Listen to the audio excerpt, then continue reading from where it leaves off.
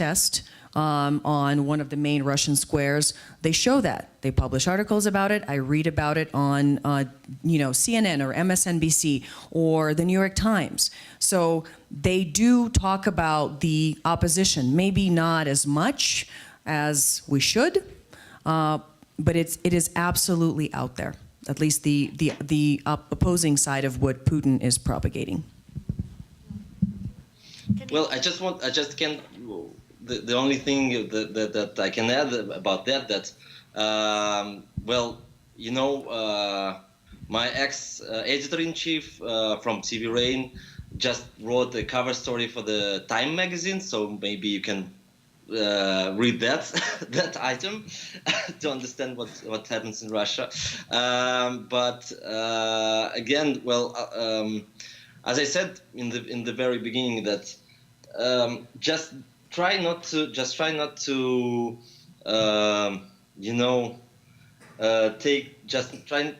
take too close all the words from Russia government and all the things what they do, because it's really half of that is not for you, it's for us, for Russian, So just divide it for the half, and then maybe it will be simpler for you. And some of that is just a lie or a bluff or something like that. So you need to understand that you are dealing with the real ex-KGB officers who are very good in that. So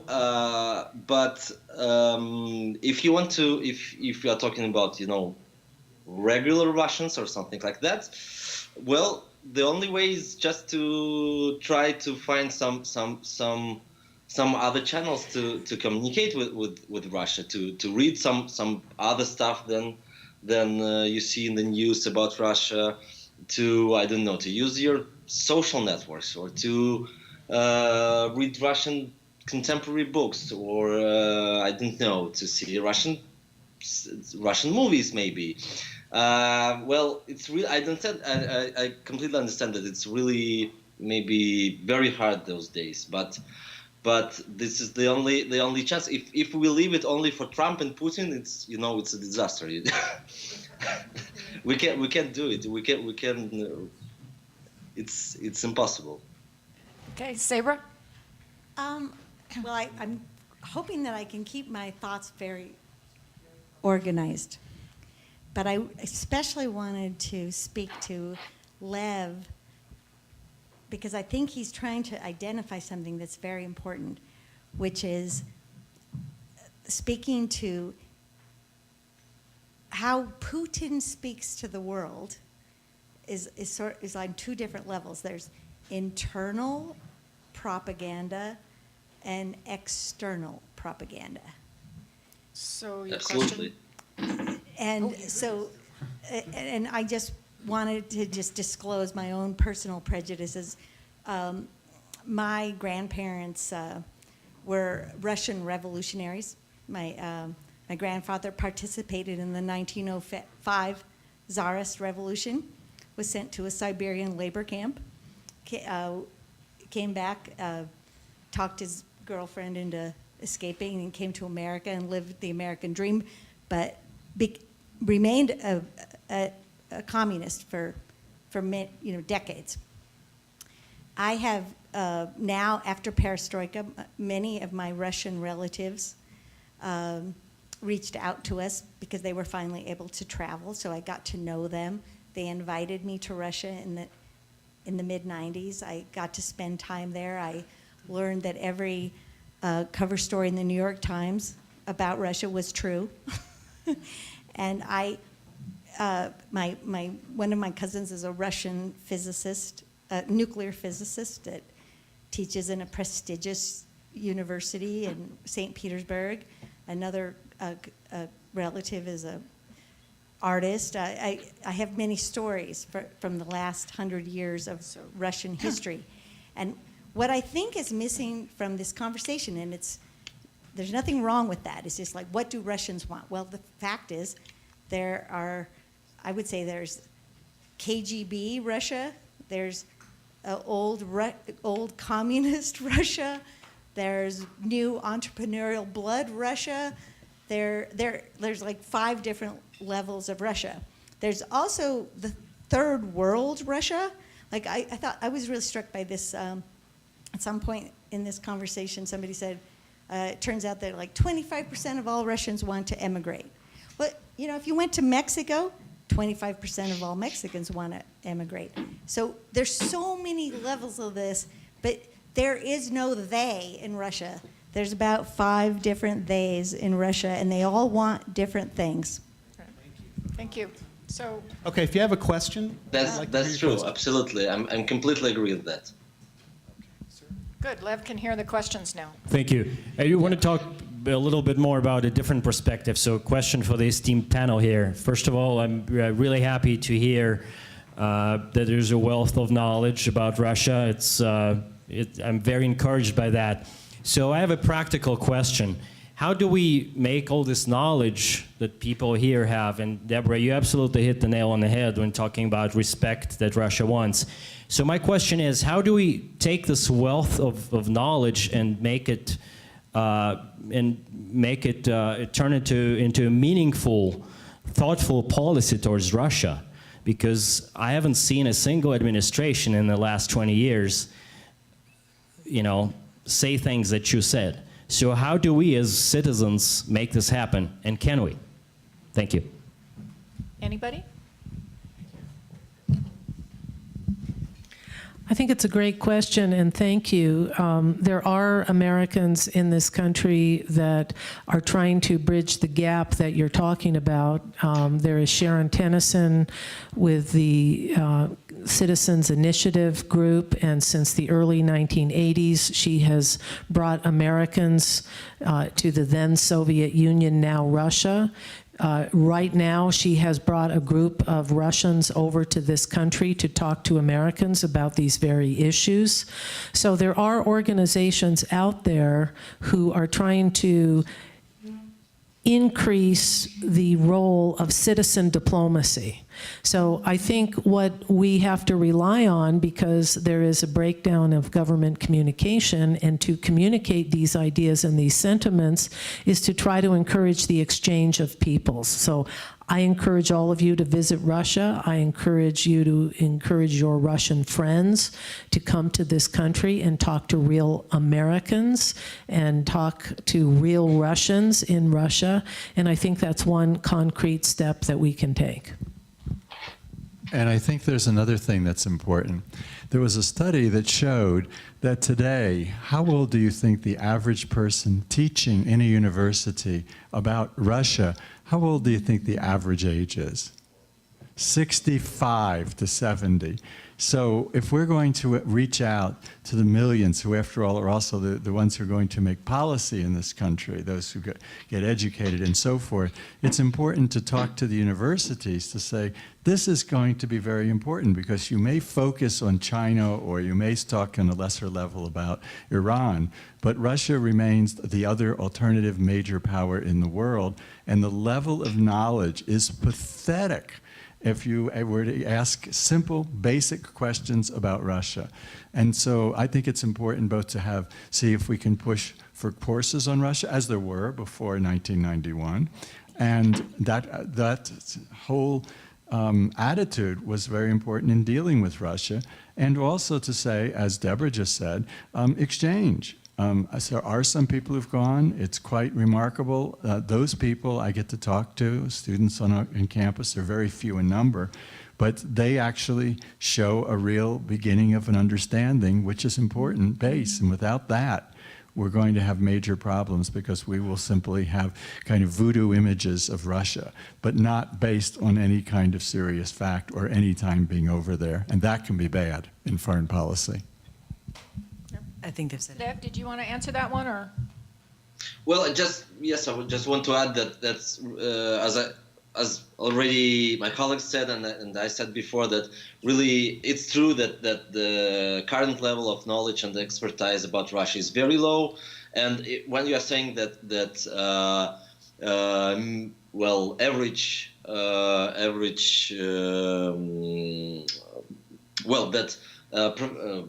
professors in universities who are studying Russia is average 65 years old. Maybe it's not very bad because the highest level of expertise about Russia was during the Cold War. It was really great. It was really on the very it was very high quality. Some of those professors, should be in current administration, so that they will be able to explain what happened, how things going on here. Because really now, if we're trying to analyze some decisions of current administration, it looks like that the people who took those decisions, they don't understand completely what is going on here. And yes, I agree that maybe the only way is to, I don't know, put more money to the university studies about, Slavic studies and studies. It will take, quite a long time, and you in the United States and we in Russia, we lost a lot of time for the last 20 years, and it will be really hard to go back there to the previous levels, and but the what you said about exchange programs, this will be really hard, only because many of them was closed for last years mostly by Putin's government, based on some political motivation and things like this. So this channel is almost closed for now, and it's really not very good for now. But the only way is really to start to study each other in a completely new way. I would add to what Deborah said that there's an organization here in Denver called World Denver, which handles a number of the exchange programs. We're bringing foreigners into the United States to study everything from a week of what are elections like, or how to start a business, that kind of thing. And they have opportunities to meet foreigners and to host them in your homes. We got a question for the back room here. Hi, I have two things. So, one, I just wanted to say I spent 7 months in Afghanistan and had the pleasure of working with young kids, especially young girls. And my probably biggest takeaway from that is education. We're not going to win the war with a bullet. We're going to win anything with a pen, and it's teaching kids about what's out there. I think fear comes from the not knowing, the unknown. And I think the biggest thing, and I can see with Russia, though they're not a third world country, is if you can educate the kids and show them what else is out there, the bigger picture, I think we could have better relations in the future. And then my second point, my question is with General Nicholson coming out a couple days ago about accusing the Kremlin of aiding the Taliban in Afghanistan, what problems could that exist, and then what your thoughts are on that?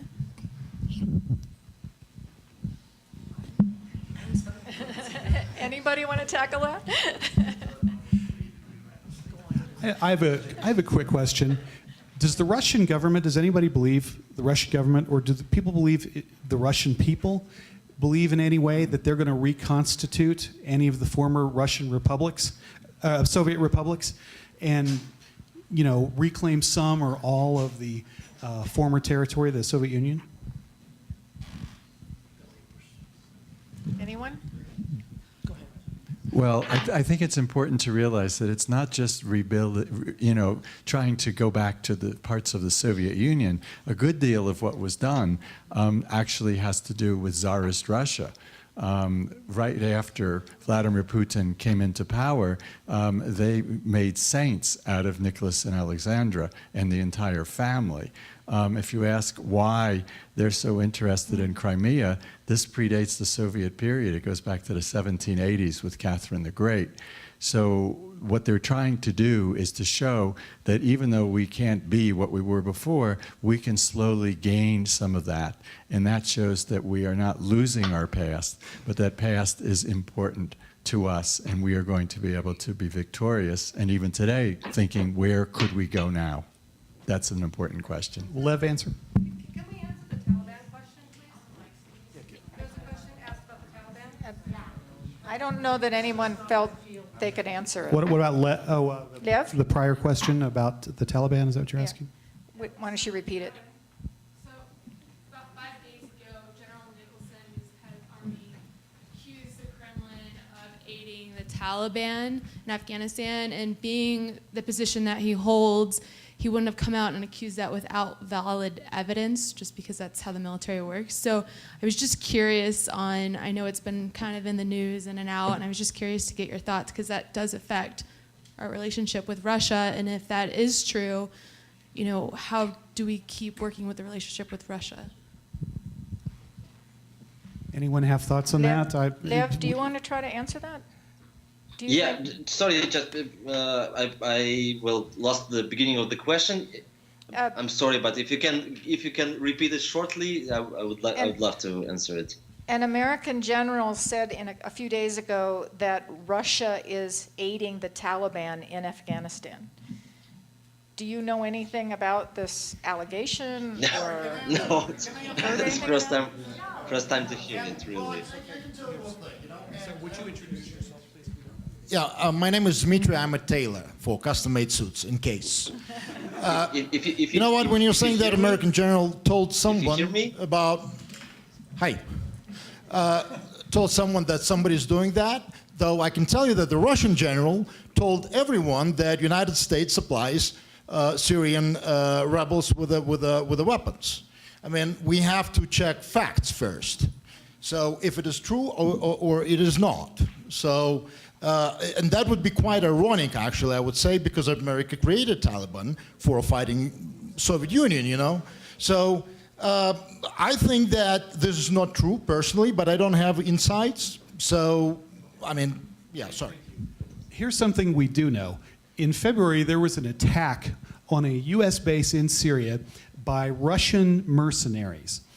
There are reports that as many as 200 Russians were killed in that attack.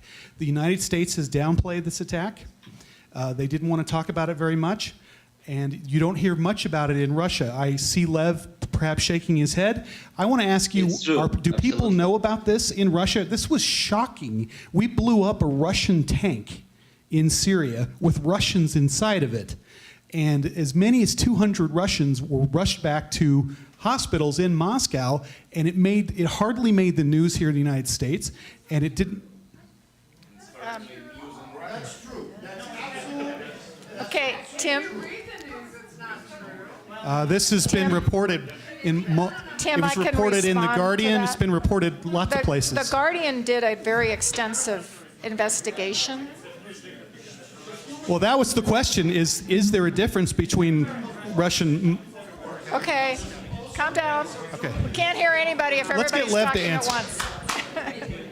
Sorry, everyone. I didn't mean to cause a ruckus, but maybe Lev wants to answer. I can tell you that I read an article in The Guardian just the other day where they did an extensive investigation of this, and they concluded that there were about 10 Russians killed, not 200. And Well- that it was a case of a demarcation between where the Russians agreed to be and where the Americans agreed to be, and they went across the line and they were in the wrong place. The Guardian concluded that they were just in the wrong place, Okay. while their allies were violating a rule of disengagement.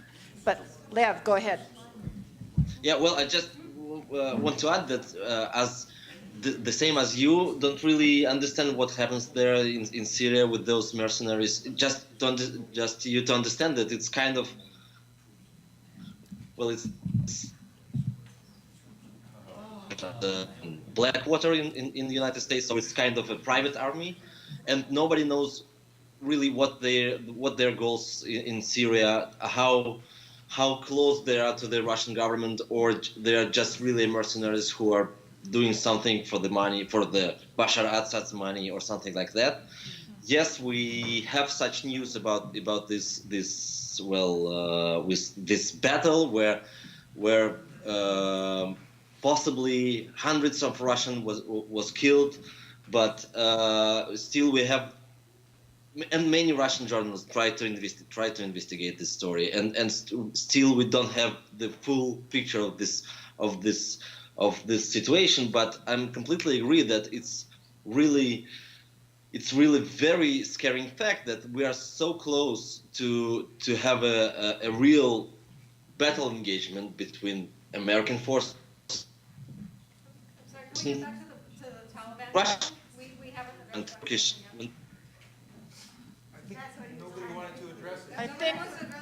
I think no one knows. That's where it went.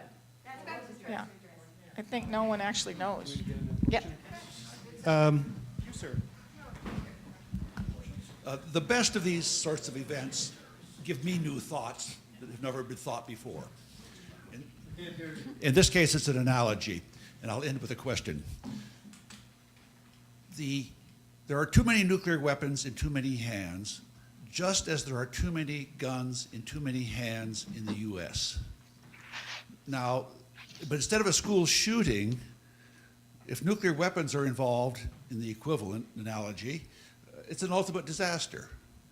And these nuclear weapons arose into two countries for no good reason. But now it's very hard to reverse for ego, tribal, and other issues, just like it is for guns in the U.S.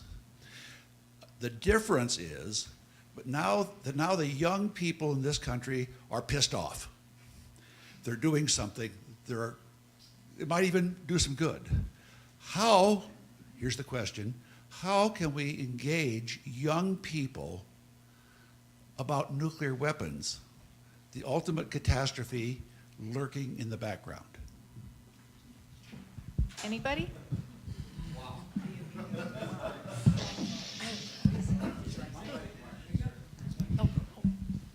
That, by the way, is Dr. Jerry Peterson from University of Colorado. He's a nuclear physicist, and thank you for that observation.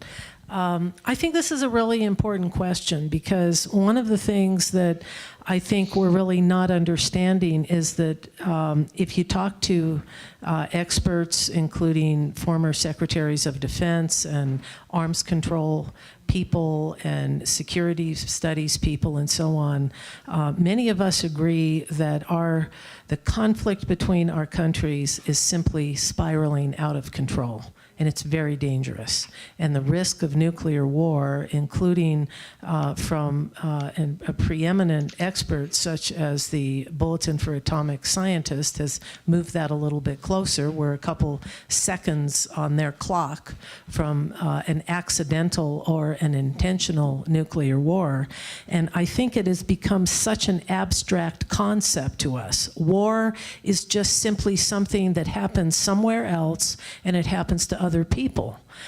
We cannot imagine in our minds that we could be looking at the destruction of civilization, or that if we undertook a first strike, and there is that danger of a first strike, I'm convinced. I think there are people in Washington that are considering a possible first strike, and we can't wrap our arms around the idea of, do we want to lose a Washington and a New York and a Los Angeles and a San Francisco in retaliation? It's very serious, people. And so this is so important. It's not just at the level of young people, it's at the level of every single American citizen who has to understand there is a danger, it's very real, and my response to that is that both sides, first of all, have to make a pledge for no strike. No first strike and no nuclear war.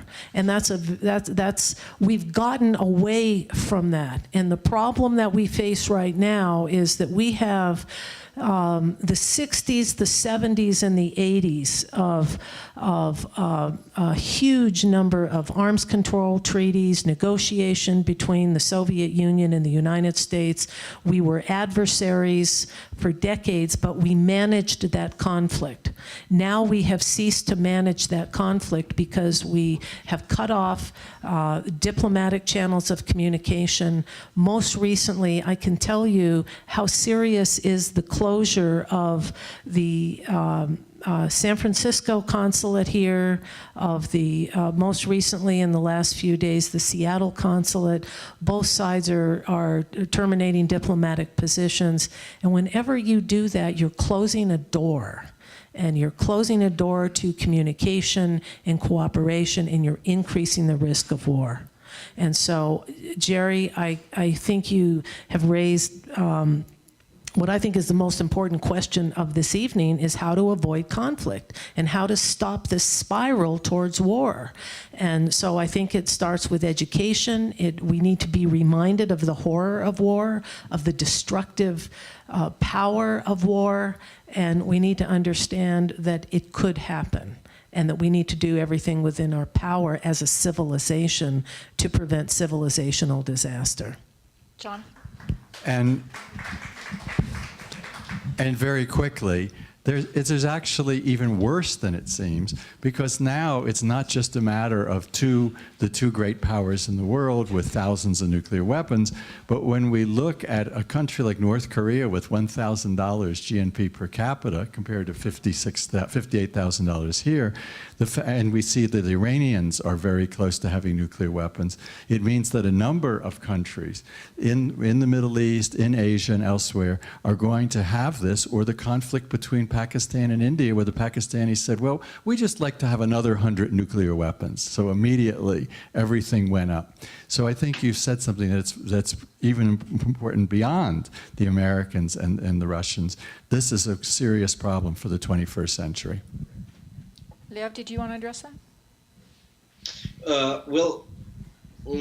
I just want to add that maybe I don't feel that there is a real threat of nuclear conflict between Russia and the United States. I believe in, I'm sorry, but still I believe in common sense, at least in this question, you know, that if things are going to that level, so both on the United States and in Russia, there is people who understands what will be the circumstances, what will be the result of such conflict.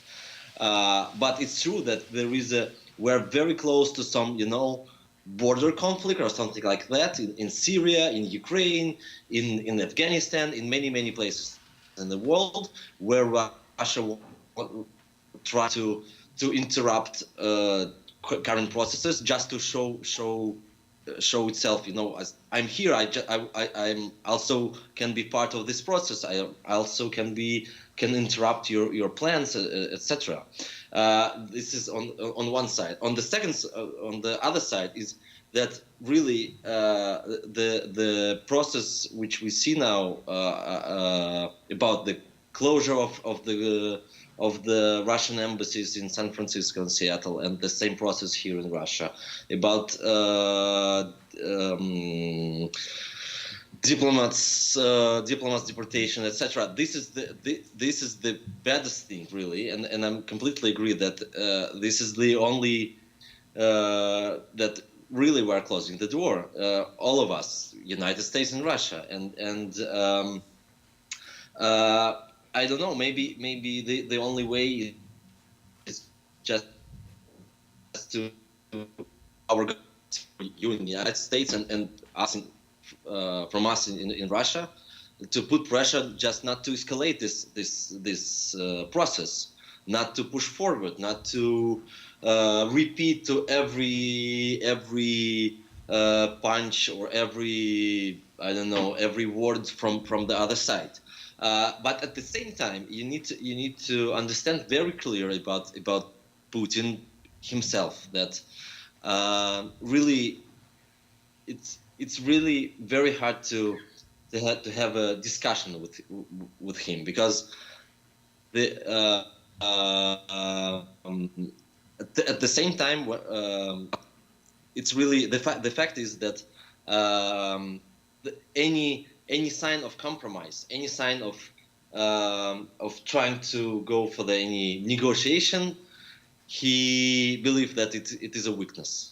So it's really hard to understand. It's really hard or almost impossible to talk with a person like that, who trying to push you every time when you said, okay, let's talk about that, or okay, I can leave this issue or something like that. So it will be very hard, but we have no other chance, no other way how to solve it. We just need to talk how, no matter how hard it is and how difficult it is. Okay, one last question. I just have to ask about Russian interference with our elections. Is it justified? Is it true? Is it simply American propaganda? And I ask this as someone who's been to Russia. I adore my Russian daughter-in-law who lives in Moscow. So it's not just kind of a parochial view on my part. Anybody? Dev, do you want to tackle that? Yeah, well, I just can say that I'm absolutely sure that there was some kind of interference in American election. There was some. Well, I saw those troll factories. I saw the people who work there. I saw how they work, saw how they use Facebook, Twitter, etc. And all of it is true, and it's absolutely. I'm sure that it's true that some kind of Russian hackers hacked Hillary Clinton's and did servers. This is true. What is not true, and what I'm not really sure that it had such big impact on the result. I believe that it's really much smaller than some people say in the United States, in American media, or some American, I don't know, falcons in Congress or state Department of State. Really, if we're talking about, I don't know, some thousands of posts in Facebook, is it really can impact the result of United States election? I don't believe so. The most funny fact is that it looks like that Putin's government really wanted to interfere the American election. They want to put some threat like that, but they don't. But they can't even imagine that Trump will win these elections. That's the very funny fact in that it looks like that only what they wanted is just to make Hillary Clinton weaker, during her presidency. But instead of that, they have the Trump as the president, and it's really looks like even worse than Clinton in this chair, really. Because I will not explain why. You don't need to. And Jonathan wanted to finish up for us.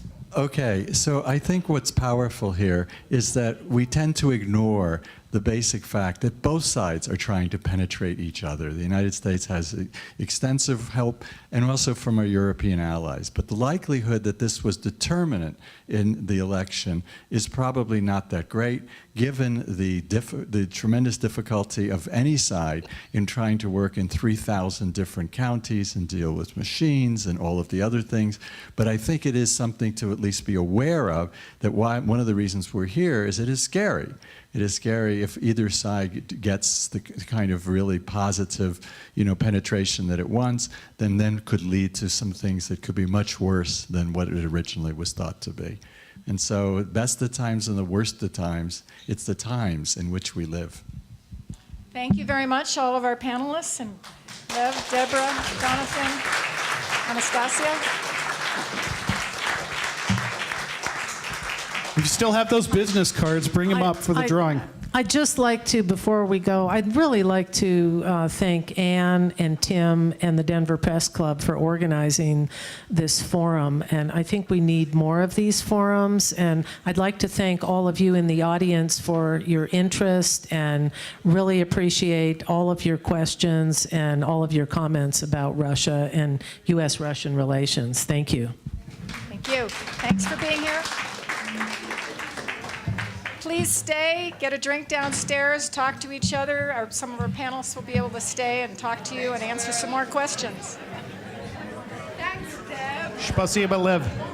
Hi, guys.